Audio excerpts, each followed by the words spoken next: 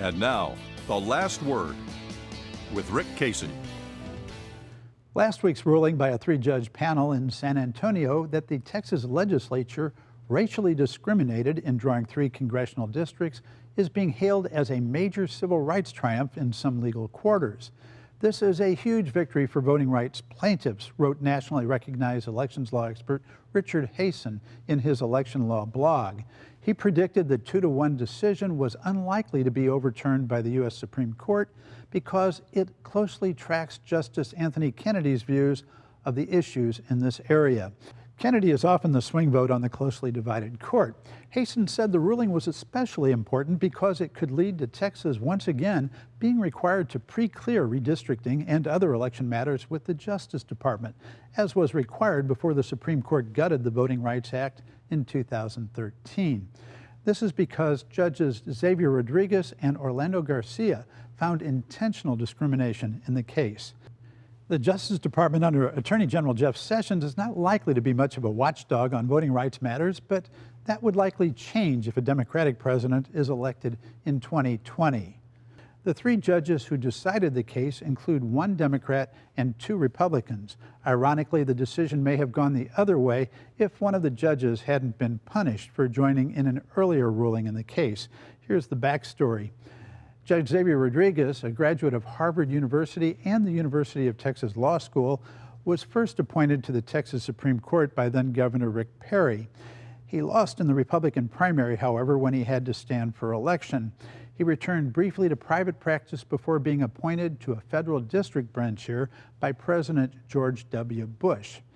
Back in 2013, Rodriguez was asked to fill out the voluminous paperwork to be considered for promotion to the Fifth Circuit U.S. Court of Appeals. President Obama had selected a Democratic judge from Corpus Christi, but the 2 Republican senators from Texas reportedly made it clear they would block her nomination. So the Obama administration lit on Rodriguez, a non-ideological choice who had been appointed to important benches by 2 Texas Republican leaders. But the appointment languished in 2015 when, a friend of Judge Rodriguez said, he was told his name was withdrawn because of a lack of support from the 2 senators. The reason? His previous rulings in the redistricting case.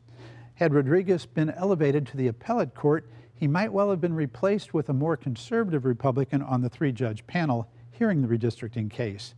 The 2-to-1 decision could have gone in the other direction, with Rodriguez's replacement joining the very conservative 3rd member of the panel, Judge Jerry Smith of Houston. Smith, a Reagan appointee, issued a bitter dissent. He was especially hostile toward lawyers from Obama's Justice Department. It was obvious from the start that the DOJ attorneys viewed state officials and the legislative majority and their staffs as a bunch of backwoods hayseed bigots who bemoan the abolition of the poll tax and pine for the days of literacy tests and lynchings, Smith wrote. And the DOJ lawyers saw themselves as an expeditionary landing party arriving here just in time to rescue the state from oppression, obviously presuming that plaintiffs' counsel were not up to the task. A postscript: the seat on the Fifth Circuit Court of Appeals for which Rodriguez was considered remains vacant 2 years later. In fact, 2 seats reserved for Texas judges on the appeals court are vacant, so going back as far as 2011 are 11 seats on federal district courts around the state. It appears that Republican refusals to grant President Obama his Supreme Court nominee last year wasn't the sum total of Republican resistance, at least here in Texas. And that's it for Texas Week. See you next time.